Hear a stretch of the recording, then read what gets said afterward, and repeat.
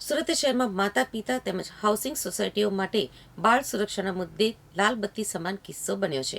હજીરામાં પાણીની ટાંકીમાં 3 વર્ષનો માસૂમ બાળક રમતા રમતા ટાંકીમાં પડી જતા તેનું કરુણ મોત નીપજ્યું હતું. પરિવાર પણ શોકમાં ગરકાવ. મૂળ ઉત્તર પ્રદેશના વતની અને વ્યવસાય પેઇન્ટર એવા શ્રીરામ નિષાદ તેમના 2 બાળકો સાથે તપોવન કોલોની, પટેલ હાઉસ, મોરા ટેકરા, હજીરા ખાતે રહે છે. ગત તારીખ 10મી સપ્ટેમ્બરના રોજ બપોરના સમયે તેમનો 3 વર્ષનો પુત્ર દિવ્યેશ ઘર નજીક રમી રહ્યો હતો.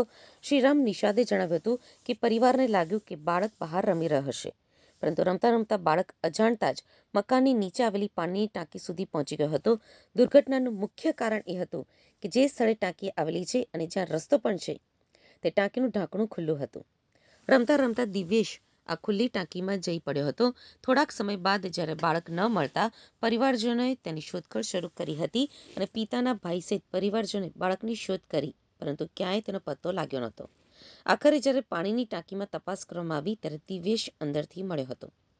બાળકને હોસ્પિટલમાં ખસેડાતા ડોક્ટરે તેને મૃત જાહેર કર્યો હતો.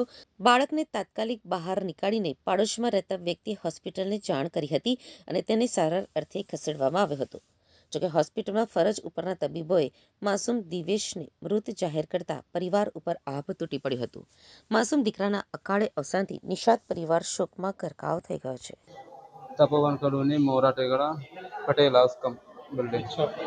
मोरा क्या हुआ थी, क्या घटना बनी थी? बच्चा नीचे खोलने के लिए आया, पानी का टांकी नीचे था, उसका ढक्कन नहीं लगा था बराबर, तो उसी में बच्चा गिर गया। फिर क्या हुआ? उसके बाद भाई हमारा ढूंढा, काफी देर नहीं मिला, तो पानी की टांकी में कूद के फिर देखा। कैसे गया था बच्चा? तो खेल बगल में टांकी है, बगल से रास्ता है, तो ढक्कन उसका खुला क्या था। काम करते थे? पेंटिंग का, कितने सालों से?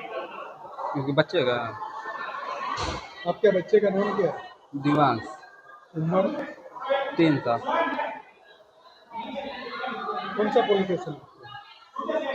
मोरा इच्छापुर आपके कितने बच्चे हैं? 2, एक यूपी लड़की बिहार कहाँ के? यूपी। सूरत में बोलते हैं।